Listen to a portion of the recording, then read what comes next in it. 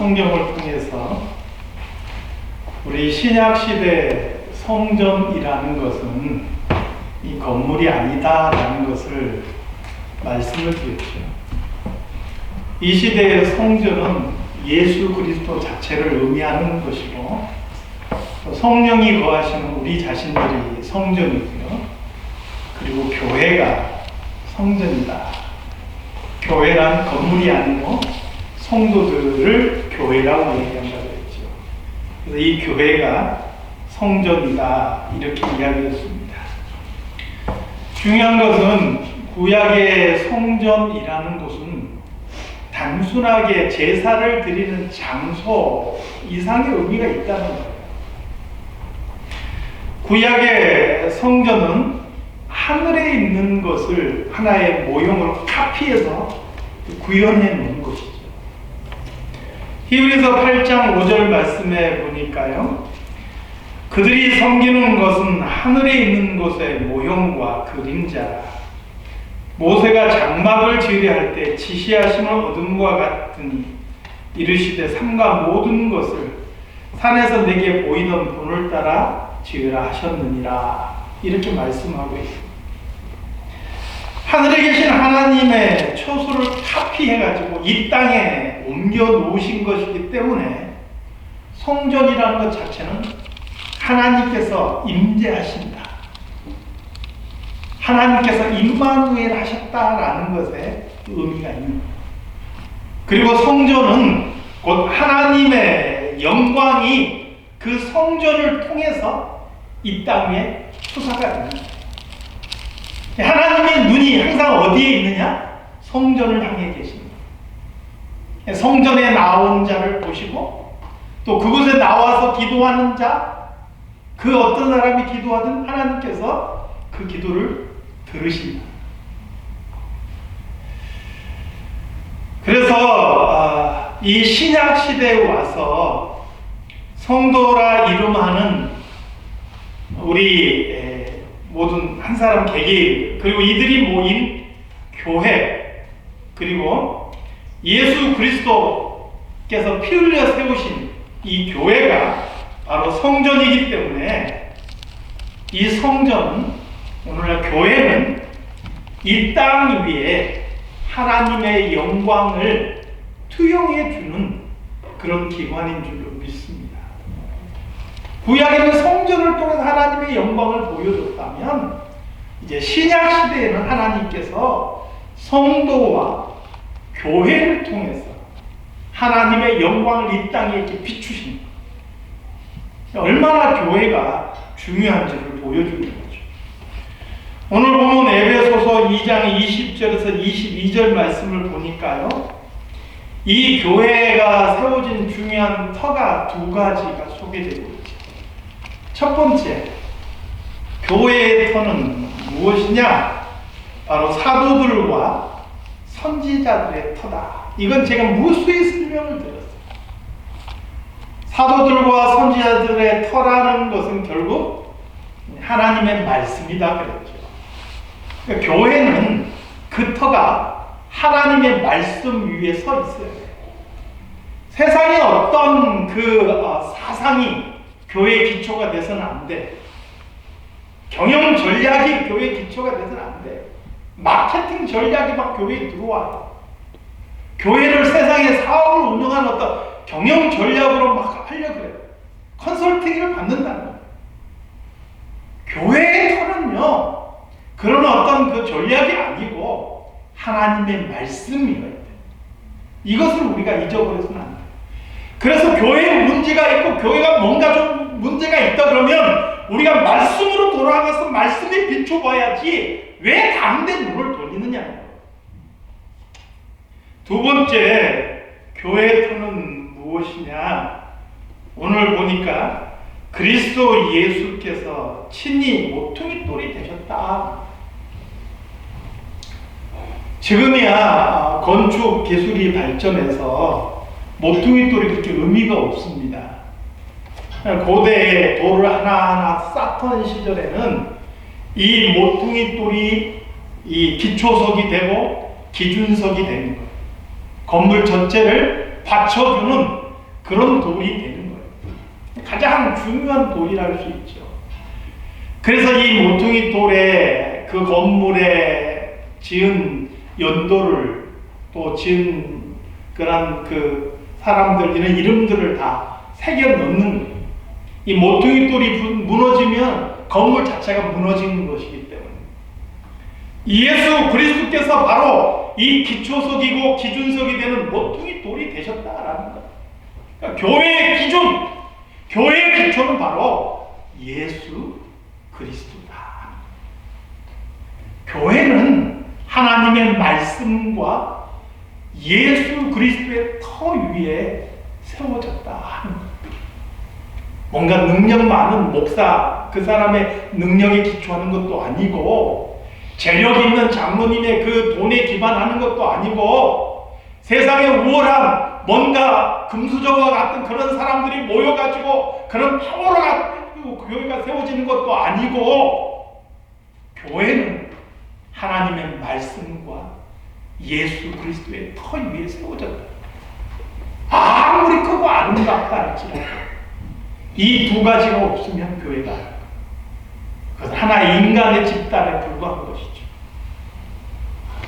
사랑하는 성도 여러분, 오늘 저와 여러분이 갖고 가는 이 사랑장로교회는 말씀과 예수 그리스도의 생명이 살아있어서 비록 이 땅에 있고 비록 그리스도의 신부로서 때로는 흠이 있고 때로는 부족한 것이 있을지라도 그래도 하나님의 영광을 이 땅에 투영할 수 있는 살아있는 교회가 될 수 있기를 주님의 이름으로 축원합니다.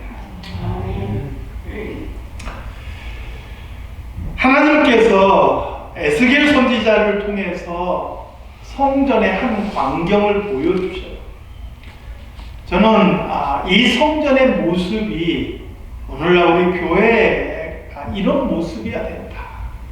궁극적으로 교회가 지향해야 될 방향이 아닌가 이런 생각을 해봅니다.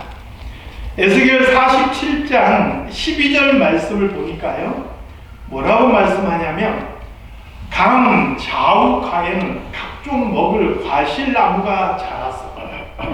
그 잎이 시들지 아니하며 열매가 끊이지 아니하고 달마다 새 열매를 맺으리니 그 물이 성소를 통하여 나오니라. 그 열매는 먹을만하고 그 잎사귀는 약재료가 됩니다. 기가 막히잖아요.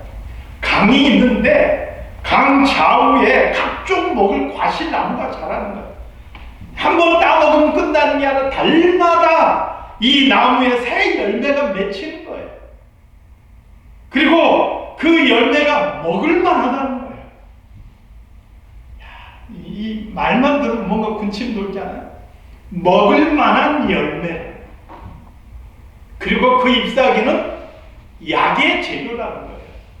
굉장히 유익하다라는 거죠. 그 이유가 뭐냐? 그 물이, 그 강의 물이 어디를 통해서 나온다고요? 성소를 통해서 나오기 때문에. 근데 이 말씀 이전에 이미 에스겔은 그 이전의 기록을 통해서 성전이 회복되는 환상을 보게 되죠. 성전 문지방에서 흘러나온 물을 보게 돼요.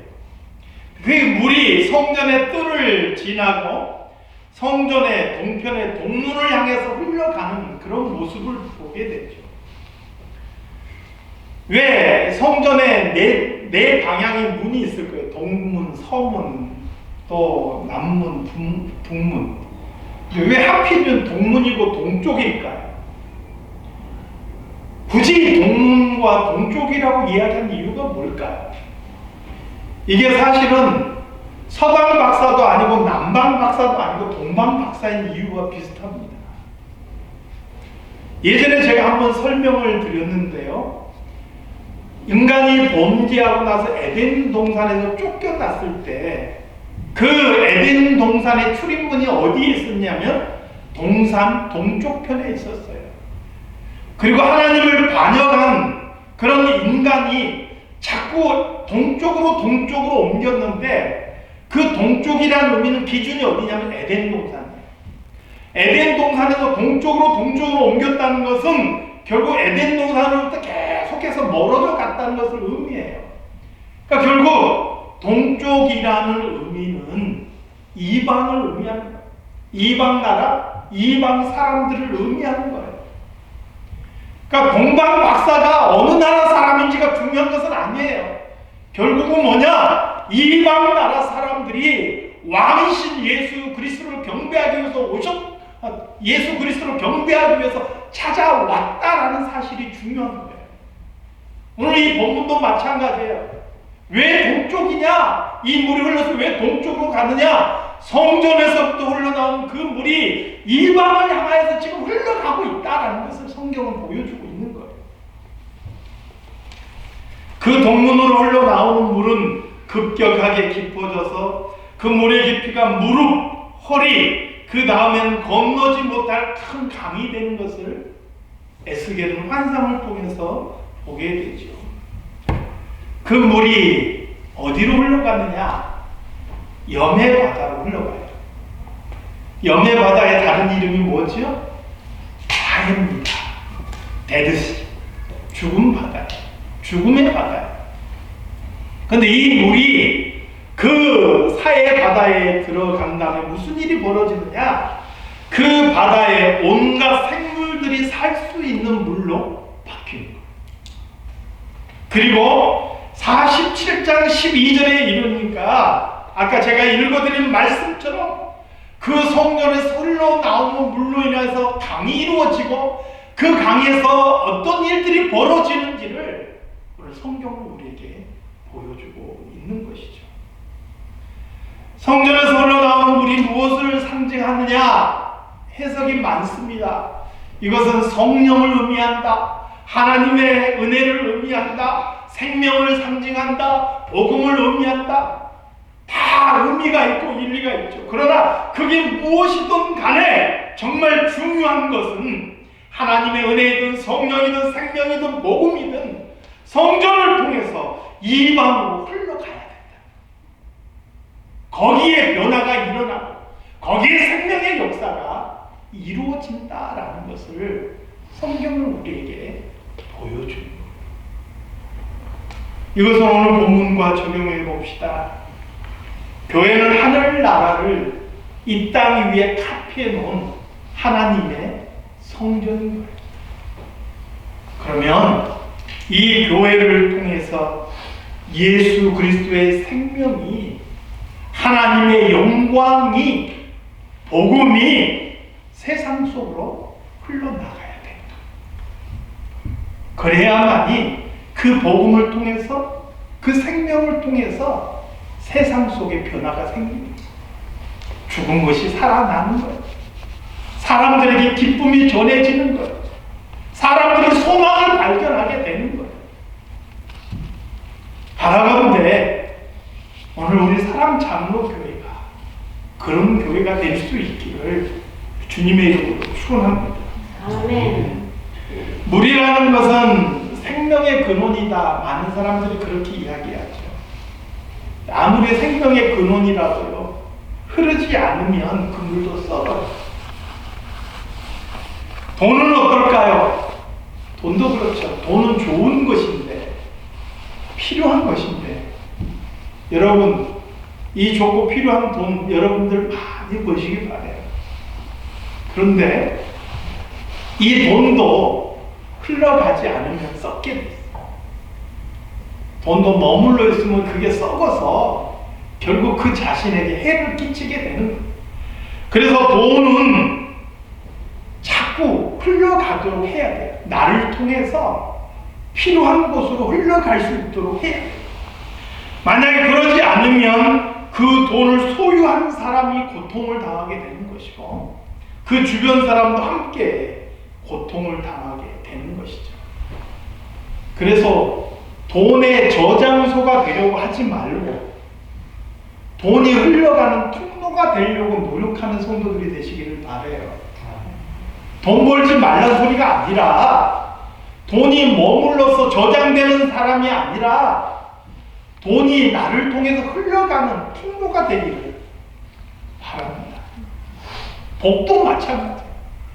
복은 좋은 것인데 그것이 나에게만 머물러 있으면 그 복이 화가 될 수 있는 거예요. 그러니까 우리는 복의 통로가 돼야지 그냥 복이 나에게만 머물러 있는 욕심꾸러기가 돼서는 안 되는 거예요. 복음도 이와 똑같습니다. 다르지 않아요. 예수 그리스도의 생명의 복음은 아름답고 좋은 것인데 그냥 내 안에만 머물러 있고 우리 교회 안에만 머물러 있고 그대로 그냥 머물러 있는 저장소가 되어버리면 그것 자체가 변질되고 썩는 거예요. 어려움이 생기고 문제가 터지게 돼 있는 것이죠. 우리는 성경 교회 역사를 통해서 그것을 보지 않습니까? 가장 이상적인, 가장 이상에 가까운 교회의 모습이 바로 초대교회였죠. 그래서 많은 사람들이 교회들이 꿈꾸는 가장 이상적인 교회 두 군데를 꼽으면 초대 예루살렘 교회와 안디옥 교회를 꼽습니다. 그런데 이 은혜가 차고 또 기쁨이 넘쳤던 이 예루살렘 교회, 모든 교인들이 서로 잘 배우고 아름다운 교제를 나눴고 구제하고 사랑했고 함께 힘써서 기도했고 그래서 성령이 충만했던 이 교회이지만 이 교회가 머물러 있을 때 문제가 생기죠. 머물러 있다 보니까 그 안에 다툼이 일어나요. 그 다툼이 해결되니까 그 다음에 무슨 일이 벌어져요? 박해가 일어나요. 그래서 사람들이 감옥에 들어가게 되고 그 핍박을 피해서 사람들이 뿔뿔이 다 흩어지는 일이 생겨나게 되죠. 왜 박해가 일어나느냐? 문제가 터짐에도 불구하고 끼리끼리 모여있는 게 너무 좋아. 흩어지지를 않는 거예요. 그러니까 하나님께서 박해의 방법을 통해서 흩어버리신 거예요. 여러분, 바벨탑 사건이 반역인 이유를 우리는 두 가지를 들죠. 첫 번째는 그들이 하나님의 영광을 나타내기보다 자신들의 이름을 내기 위해서 바벨탑을 쌓았기 때문이에요. 두 번째 이유는 무엇입니까? 생육하고 번성하여 땅에 충만하라 말씀하신 하나님의 명령을 거역하고 우리가 흩어짐을 면하자라는 목적이 그 안에 있었기 때문이에요. 하나님께서 그들의 언어를 흩어버리고 그들을 그 장소에서 다 흩어버리는 것을 보게 되죠. 오늘 하나님께서 교회에 뭐라고 명령하셨습니까? 너희는 가서 모든 민족으로 제자를 삼아 아버지와 아들과 성령의 이름으로 세례를 주라 말씀하셨잖아요. 가라는 거예요. 그런데 안 가고 모여있는 거예요. 너무 좋으니까.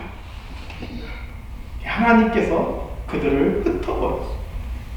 그런데 ht어진 교회가 놀라운 일이 생겨요. 그 흩어진 교회 중에서 생겨난 교회가 바로 아까 말씀드린 안디옥 교회. 흩어진 성도들이 가는 곳마다 새로운 교회가 생겨나고 거기에 새로운 변화들이 일어나요. 여러분, 흩어지고 나니까 거기에 뭔가 변화가 일어나고 거기에 예수 그리스도의 생명의 역사가 나타나더라 하는 거예요. 바로 교회는 세상 속에 흘러가서 세상을 변화시켜 나가는 그런 존재가 돼야 하는 것이죠. 하나님께서 창세기 12장 믿음의 아버지 아브라함에게 주신 명령도 바로 그와 같은 것이죠. 내가 너로 큰 민족을 이루고 내게 복을 주어 내 이름을 창대하게 하고 너는 복이 될지라 이렇게 말씀하셨어요. 오늘 교회가 이 땅 위에 창대하게 될 때까지 세상 속으로 계속해서 흘러가야 돼. 지금 특별히 한국 교회를 포함해서 많은 교회들이 문제를 안고 있는 것은 바로 이것이 안 돼서 그렇죠. 어느 틈인가 교회가 막 크고 성장하다 보니까 이것을 유지하는 것에 급급합니다. 그냥 교회 안에 머물러 있는 거다. 전혀 지금 밖으로 뭔가 이것을 나누거나 흩을 생각이 전혀 없어요. 그러다 보니까 고여 있는 것이니까 그 교회는 반드시 문제가 터지는 거예요. 자꾸 흩어야 돼요. 저는 개인적으로 우리 사랑장로교회가 제가 목회하는 동안에 이럴 기회가 있었으면 좋겠다. 제 꿈 중에 하나예요. 우리 교회가 양적으로도, 질적으로는 물론이지만 양적으로도 건강하게 성장한다면 이렇게 하나님 앞에서 아름답게 흩을 수 있는 기회가 있으면 좋겠다. 그리고 이 지역사회 속에 건강한 생명력 있는 복음을 끊임없이 전해줄 수 있으면 좋겠다. 이게 제 꿈 중에 하나예요. 물론 이것이 이루어질지 이루어지지 않을지는 저는 몰라요. 꿈꾸며 나아가는 것은 돈 드는 게 아니잖아요. 함께 기도할 수 있기를 바랍니다. 아멘 소리 하나도 안 나옵시다. 오늘 교회는 세상 속에 끊임없이 흘러나가야 돼요. 우리 교회를 통해서 복음이 흘러나가야 되고 교회를 통해서 생명이 흘러나가야 돼요. 그리고 교회가 세상 속에 이렇게 나아갈 때 그 세상 속에 생명력 있는 변화들이 이루어지게 되는 것이죠. 그래서 저는 교회가 아까 말씀드렸다시피 뭐 덩치도 이렇게 나눠야 된다 그랬지만 교회가 복음도 이렇게 나가야 되지만 또 좋은 소식도 우리가 잘 흘려보낼 줄 알아야 된다. 그렇게 생각을 해요. 우리 교회의 이야기들이 좋은 소문으로 교회 밖으로 흘러갈 수 있기를 바랍니다. 지난주에 교회는 신부다 그랬지만 신부라는 존재 자체가 순결해야 되잖아요. 그런데 여러분 진짜 순결한가요? 저나 여러분 스스로를 돌아봤을 때 우리가 예수 그리스도의 순결한 신부라고 이야기하지만 우리가 진짜 순결하던가요? 사실은 그러지 못할 때가 많잖아요. 교회는 흠이 있어요. 그러니까 예수 그리스도께서 우리를 순결하게 하기를 원하셔요. 그렇지만 현실적으로 교회는 흠이 많단 말이에요. 세상에 완벽한 교회가 있느냐? 그렇지 않다. 그래서 여러분, 좋은 소문이 나는 교회는 어떤 교회냐? 결국은요, 그 안에 허물도 있고 부족한 것도 있지만 그 성도들의 입을 통해서 좋은 이야기들이 흘러나가는 거예요. 그게 좋은 소문 나는 교회들이에요. 여러분, 우리가 우리의 입으로 교회를 향한 좋은 이야기들을, 굳이 좋은 이야기가 있고 부정적인 이야기가 있는데 부정적인 이야기를 내 입으로 밖으로 흘러낼 이유가 없는 거예요. 좋은 이야기들을 우리가 밖으로 흘려보낼 수 있는 그런 저와 여러분이 될 수 있기를 소망합니다. 그 목사님, 그 성도, 그 장로님, 그 권사님, 좋은 얘기들, 장점들만 사람들에게 전해줄 수 있어요. 거짓말하라는 얘기가 아니에요. 굳이 부정적인 얘기 끄집어내지 말자는 거예요. 그래서 좋은 소문들이 퍼져나갈 수 있기를 바랍니다. 말씀을 정리하겠습니다. 교회는 이 땅에 세우신 하나님의 성전입니다. 구약의 하나님의 성전을 통해서 하나님의 임재를 상징했고 하나님의 영광을 이 땅에 투영했듯이 오늘날 이 땅에 예수 그리스도의 피로 세우신 교회는 하나님의 성전으로서 하나님의 살아계심을 이 땅에 보여주어야 되고 하나님의 영광을 이 땅에 보여주는 성전이 되어야 되는 것이죠. 그리고 이 교회를 통해서 이 세상 속에 끊임없이 생명도 흘러가야 되고, 복도 흘러가야 되고, 기쁨도 흘러가야 되고, 소망도 흘러가야 되는 거예요.